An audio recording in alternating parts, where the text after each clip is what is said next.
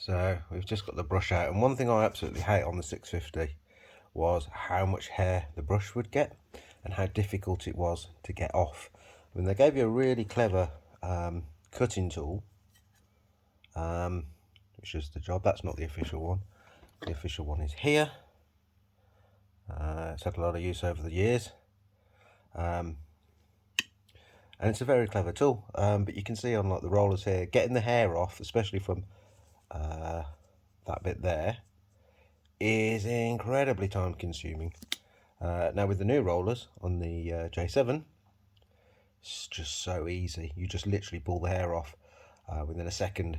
This will require lots of cutting, and it'll take about 10 minutes maybe to clear it all off. And of course you flip this bit off here, and there's hair wrapped around there as well, which isn't great. So the design that they've done on the J7 is fantastic.